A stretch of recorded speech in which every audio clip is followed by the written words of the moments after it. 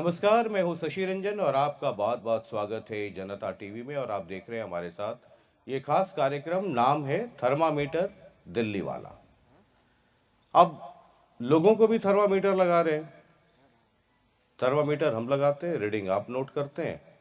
बाद बाकी असली रीडिंग क्या आती है वो 4 जून को पता चलेगा। 25 मई को ईवीएम में बटन हम सब मिलकर दबाएंगे अपने अपने इलाके के नुमाइंदों के लिए। उनमें से कोई एक चुनकर दिल्ली जाएगा। दिल्ली में फिर लाल किला से भाषण कौन देगा ये तय होगा। हमने कहा कि इस कार्यक्रम में लोगों के साथ साथ उम्मीदवारों को भी थर्मामीटर लगाया जाए।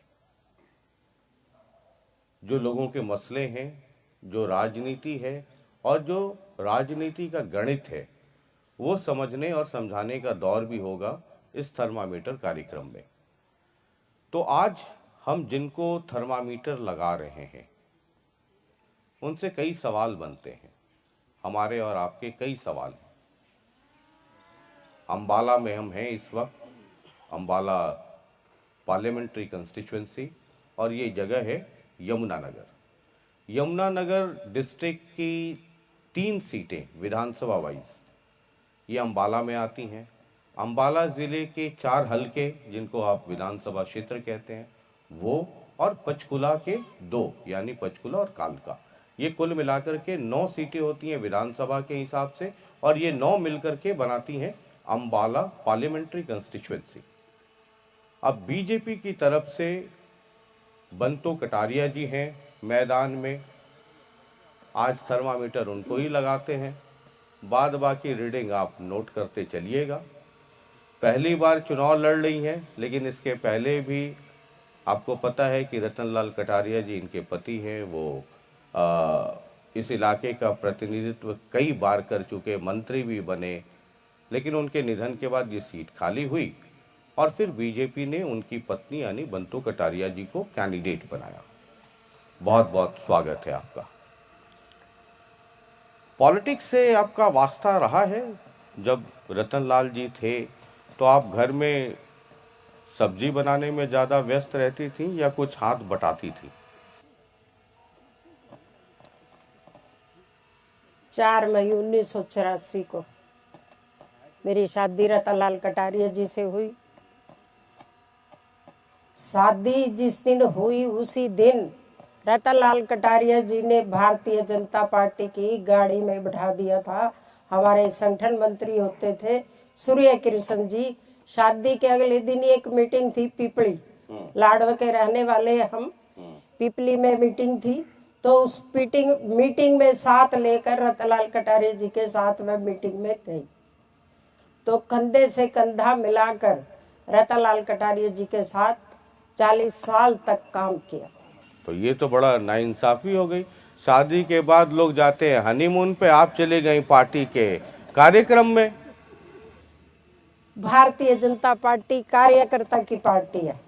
भारतीय जनता पार्टी में एक स्वयं सेवक काम करता है, और भारतीय जनता पार्टी का जो उस समय का संगठन था वो संगठन एक स्वयं सेविंग और राष्ट्रभक्त संगठन था।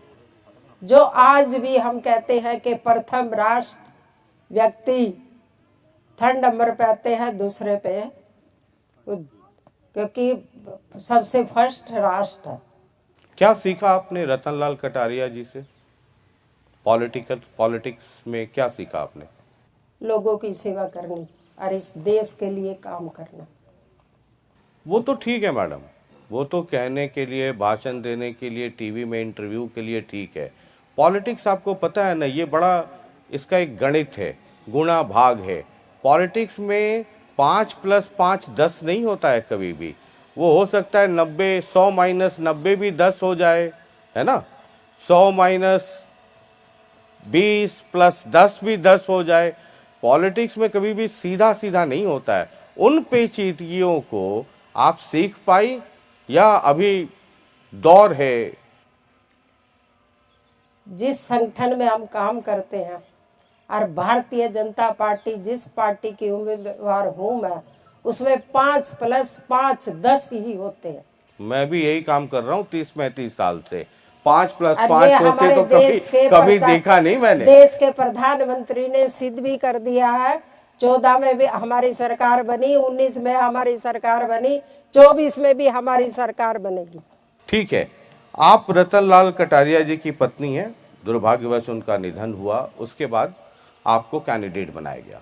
आपके ऑपोजिशन के जो लोग हैं, जो विरोधी खेमा, वो कहेंगे जैसे आप ऑपोजिशन के बारे में कहती हैं, ऑपोजिशन वाले लोग आपको भी घेरते हैं।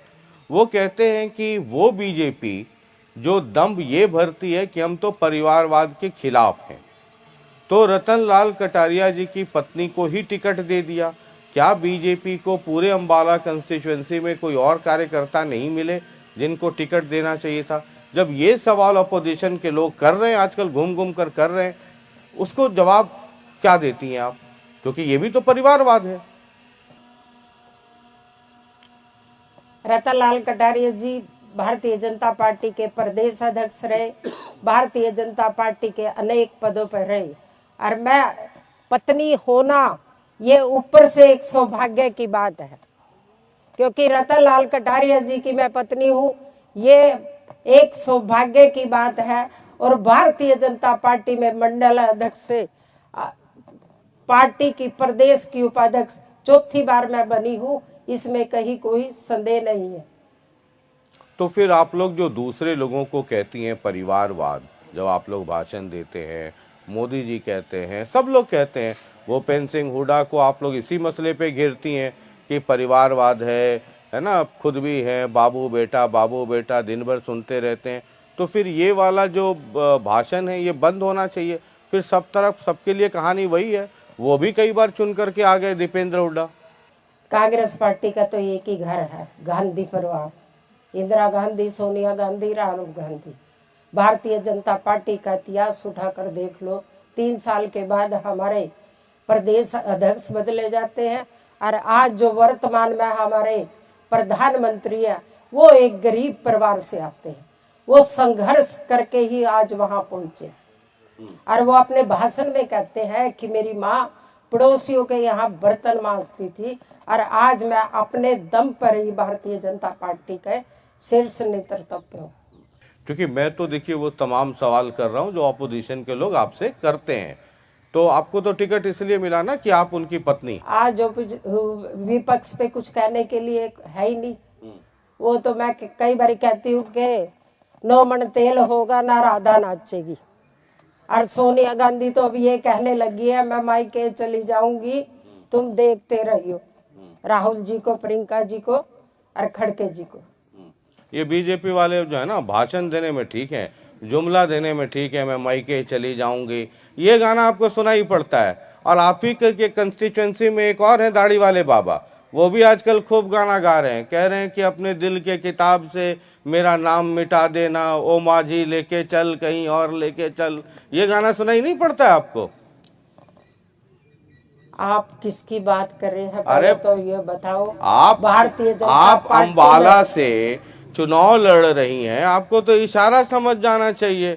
दाढ़ी वाले बाबा, अच्छा ये गाना आपने सुना है? आप जब होंगी, जब जाती होंगी फिल्म देखने तो देखते हैं। आप तो हनीमून पे तो गई नहीं, अगले दिन आप शादी के बाद चली गई आप पार्टी के कार्यक्रम में। एक बड़ा गाना बड़ा मशहूर आया था, ओरे माझी चल मांझी, है ना, उसमें एक पैराग्राफ है कि अपने दिल के किताब से क्या मेरा नाम मिटा देना।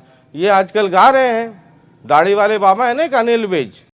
हमारे सम्मानित अनिल विज को जानती है कि नहीं जानती? हमारे सम्मानित मंत्री हैं। तो मैं मायके चली जाऊंगी वो सुनाई पड़ता है, ये वाला नहीं सुनाई पड़ता है। सीनियर नेता है भारतीय जनता पार्टी में, उन्होंने विशेष काम किया है, होम मिनिस्टर होते हुए, हेल्थ मिनिस्टर होते हुए, और भारतीय जनता पार्टी का शीर्ष नेतृत्व उनका सम्मान करता है।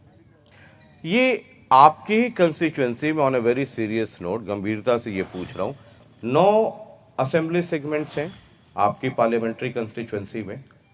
8 में आपके ऑफिसेस खुल गए थे कुछ दिन पहले तक।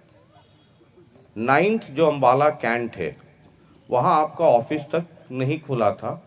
अब अभी खुला है कि नहीं खुला है, इधर 2-3 दिन में पता नहीं। आपकी जानकारी के लिए बता दूं, ऑफिस खुल गया है। उसमें मैं मीटिंग भी ले आई हूँ। भारतीय जनता पार्टी का बाजार में चौक पे ऑफिस है और उसी से वो चुनाव की गतिविधि शुरू करेंगे। ललित चौधरी जी हाँ हमारे उसको अम्बाला कैंट विधानसभा का संयोजक बनाया। क्योंकि जब मैं 31 मेंबरी उन्होंने कमेटी बना दी है मैं आज और आपका मंत्री जी ने कहा कि बंतो जी मैं आपका बड़ा भाई हूँ और यहाँ आपको चिंता करने की जरूरत नहीं। जिस दिन आप नॉमिनेशन करोगे उस दिन मैं आपके साथ गांव में खुद जाऊंगा। ठीक है, क्योंकि मैं जब रिसर्च कर रहा था आपका इंटरव्यू करने के पहले तो मैंने देखा आपका ही था कि हाँ बहुत जल्दी खुल जाएगा, सब जगह खुल गया है। एक अम्बाला कैंट था, अनिल भी साहब कह रहे थे कि अभी तो नॉमिनेशन में भी बहुत दिन है। ये मैं देख रहा था वीडियो लाइब्रेरी में, जब सर्च किया तो मुझे ये दिखा। हमने कहा कि ये तो मतलब अनिल भी साहब इतने नाराज तो नहीं है कि बंतो कटारिया जी के लिए मुश्किल खड़ा कर दे। कह रहे मैं बड़ा छोटा सा कार्य करता हूँ। वो आपने पढ़ा ही होगा, देखा ही होगा। ये सब चिंता का विषय हो जाता है क्या? भारतीय जनता पार्टी में एक कार्यकर्ता काम करता है।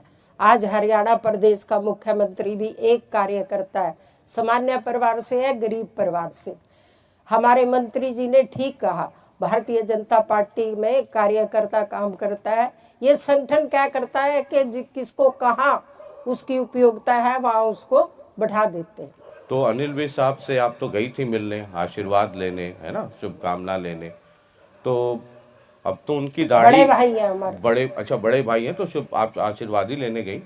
तो मैं तो कई बार विज साहब को कहता हूँ कि आप कब मुस्कुराते हैं नहीं मुस्कुराते हैं पता ही नहीं चलता है। दाढ़ी के बाल आपने वो यहाँ मूंछ से लेकर के नीचे तक इतना कर लिया कि ये छुप जाता है मुंह।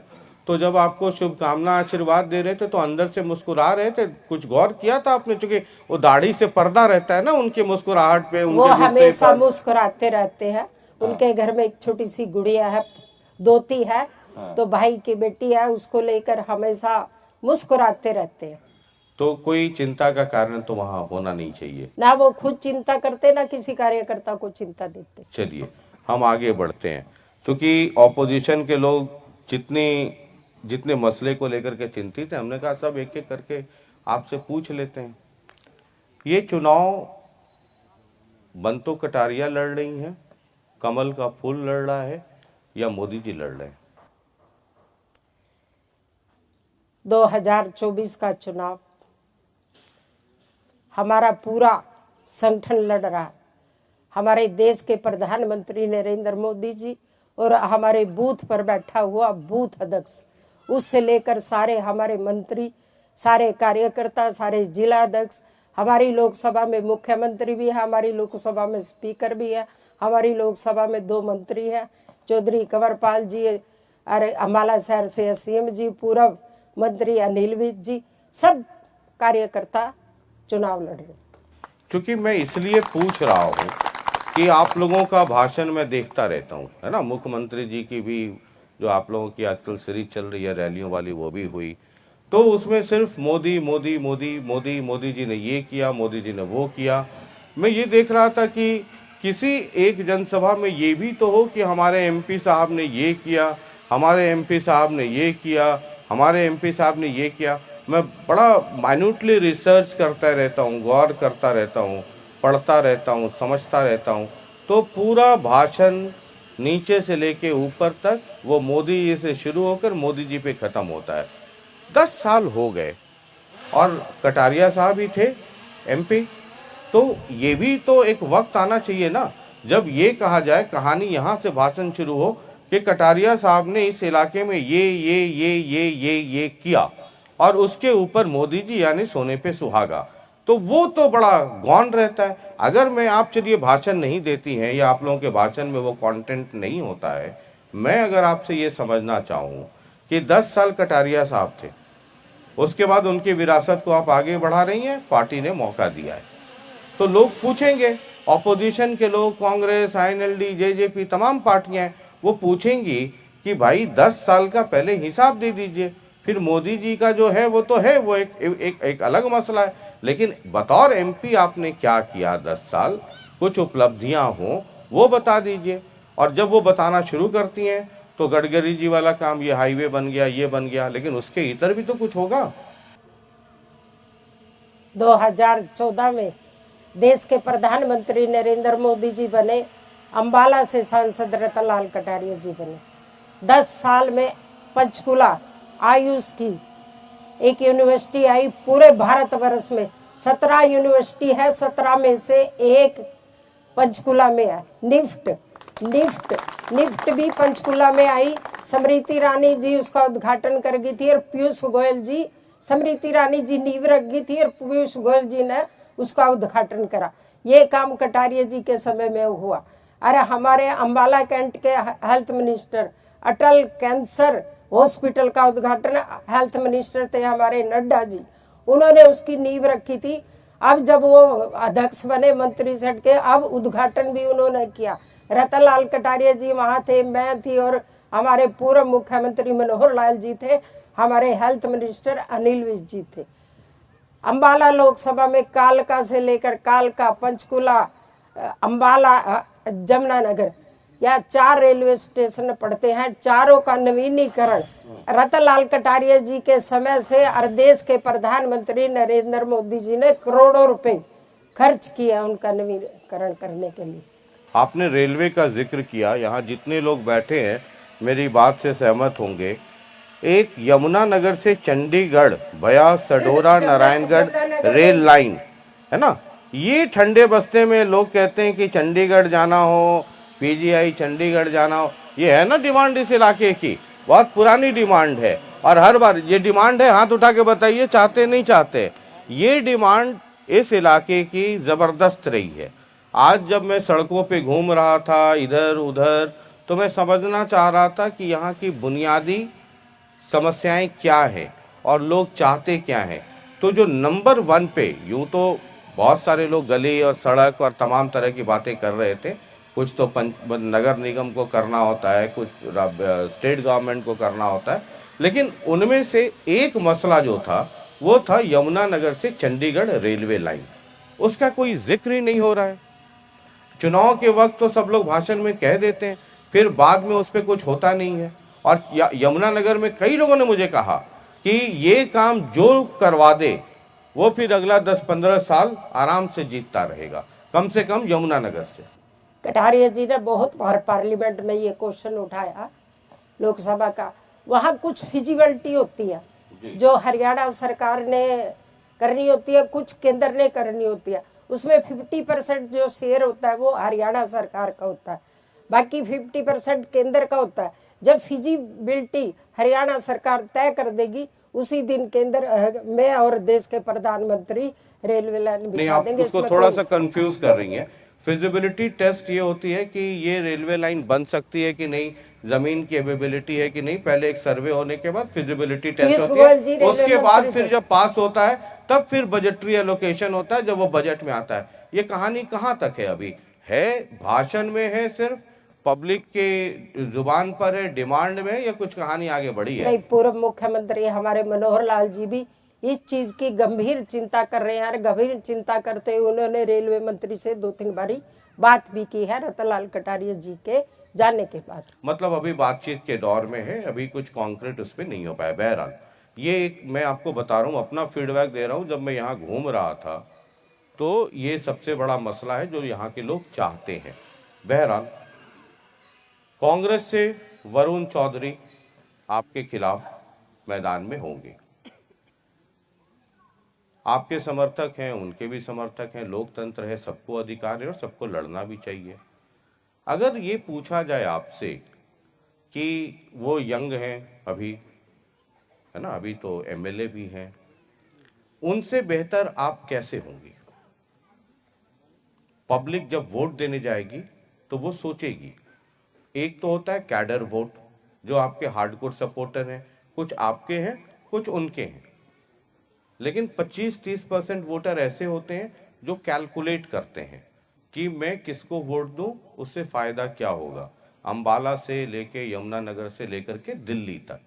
तो जब आपसे ये पूछा जाएगा कि आप उनसे बेहतर कैसे हैं, तो जवाब आपका क्या होगा?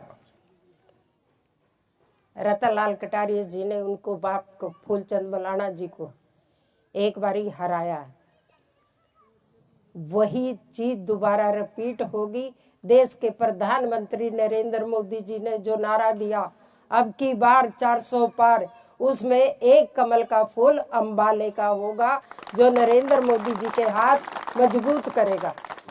नहीं, अगर ये पूछा जाए कि बतौर कैंडिडेट आप उनसे बेहतर कैसी हैं, मान लीजिए मैं एक वोटर हूं और मैं ये एनालिसिस करूं। 10 साल के हमारे काम जो ये तय करेंगे रतनलाल कटारिया जी के डबल इंजन की सरकार के, और वो देश के प्रधानमंत्री, जब देश के प्रधानमंत्री ने एक बात कही कि उन्होंने एक संकल्प लिया है 2047 तक विकसित राष्ट्र बनाना है, और उसमें जो हमारे देश की जनता है 140 करोड़, सबका एक ही मंत्र है कि तीसरी बार मोदी सरकार। ये कांग्रेस वाले आजकल बड़ा एक जुमला पढ़ रहे हैं, ना नोमन तेल होगा ना राधा नाचेगी। वो कहते हैं इनका कि हरियाणा में अभी तक संगठन ही नहीं बना। वो कहते हैं कि 10 की 10 जीतने वाली पार्टी 6 उधार के, है ना, 6 कैंडिडेट आपके 10 में से उधार के हैं, आधे भागने को तैयार हैं, फिर भी कहते हैं 400 पार हैं।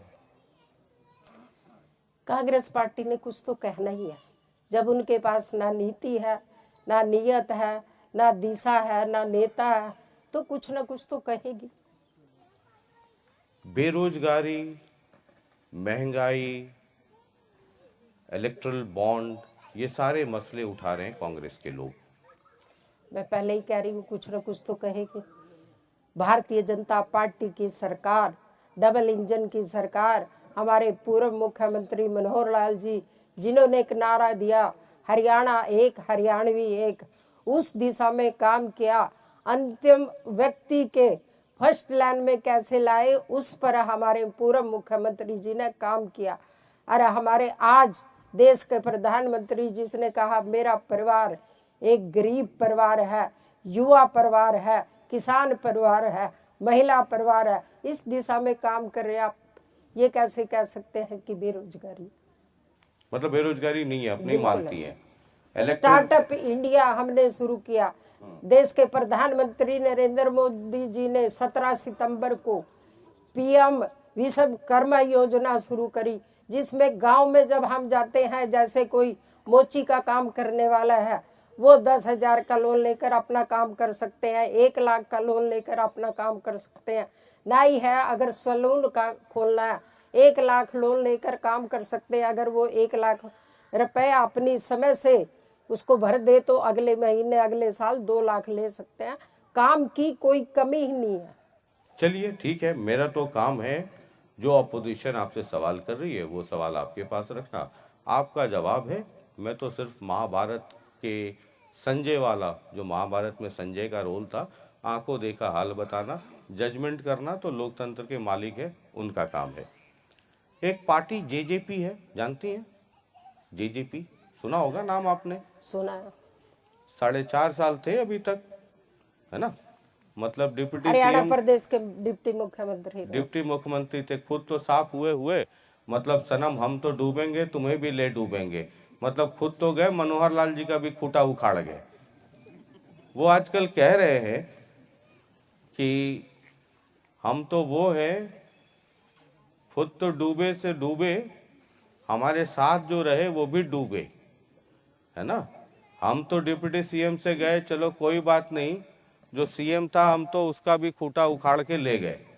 कह रहे हैं कि ये जो बीजेपी वाले जो 400 कह रहे हैं, ये 200 पार भी चले जाए ना तो गनीमत है।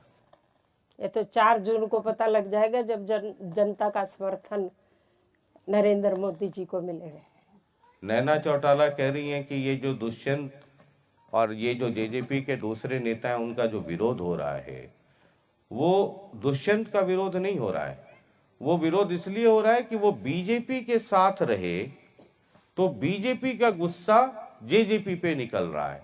तो मतलब आपकी पार्टी की हालत ये है कि जो आपके साथ आए वो नष्ट नाबूद हो जाए।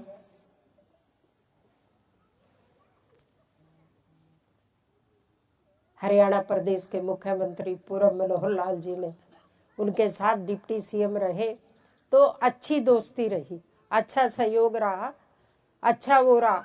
पर अब ये चुनावी वर्ष है, हमारा सीधा सीधा जनता के बीच में जाने का है। जनता से हम समर्थन मांग रहे हैं कि तीसरी बार नरेंद्र मोदी जी की सरकार एक एक वोट कमल के फूल पर डलनी चाहिए। देश का प्रधानमंत्री नरेंद्र मोदी जी बनना चाहिए। आप पॉलिटिशियन बन गई हैं।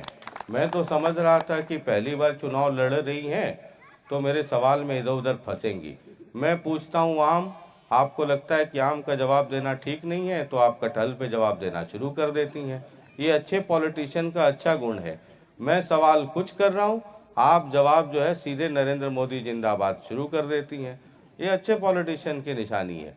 ये बड़े बड़े जितने लोग हैं ना, ये सब वैसे ही करते हैं। मैं तो समझ रहा था कि आप पहली बार चुनाव लड़ रही है, वो मेरे चक्रव्यूह में फंस जाइएगा, कहीं लड़खड़ाइएगा, लेकिन आपके पास एक अस्त्र है कि जब कुछ इधर उधर का सवाल हो, नरेंद्र मोदी जिंदाबाद शुरू कर दो।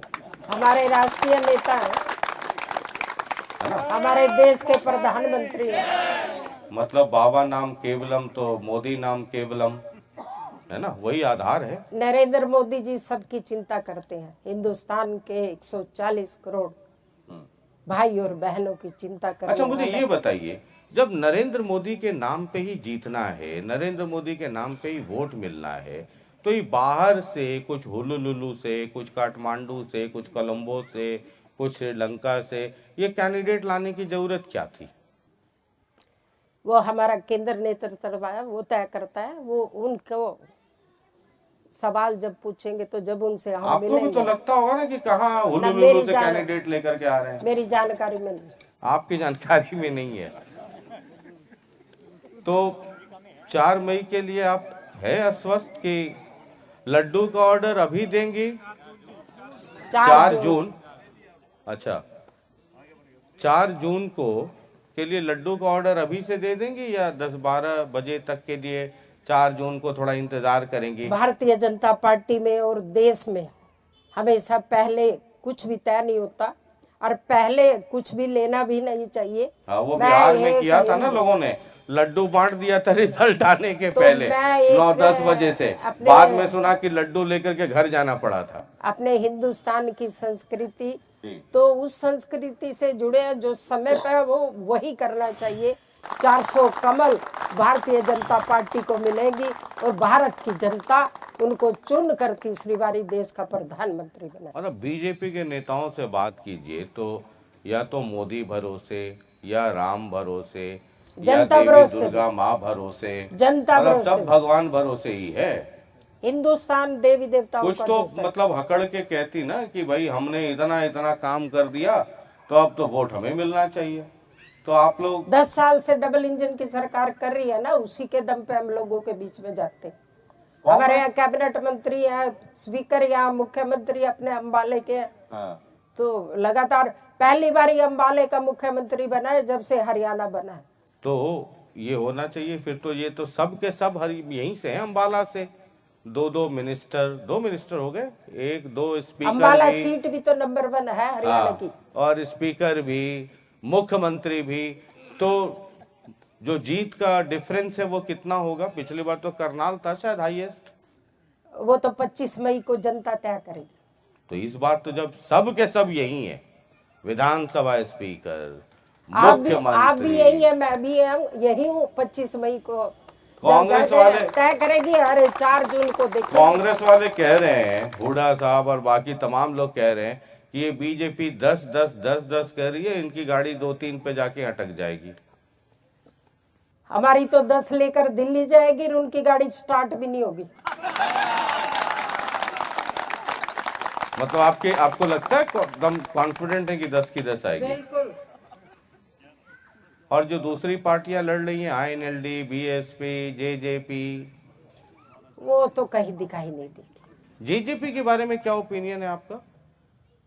मेरा काम वोट मांगना है, लोगों के पास जाकर वोट मांग रही हूँ, इतना ही मेरा काम है 25 मई तक। मतलब ये जेजेपी, आईएनएलडी, उनसे कोई मतलब नहीं है ना? जनता से सीधा जाना, वोट मांगना, नरेंद्र मोदी जी की उपलब्धि बताना, हरियाणा सरकार की 10 साल की उपलब्धि बताना। चलिए, बहुत बहुत शुक्रिया हमसे बातचीत करने के लिए। मैं तो समझ रहा था कि आप पहली बार चुनाव लड़ रही हैं, अब तक रतन लाल कटारिया जी का घर गृहस्थी संभालती होंगी, लेकिन आप तो हो गई हैं पॉलिटिशियन। जहां फंसे वहां मोदी जिंदाबाद शुरू कर देना चाहिए। है ना।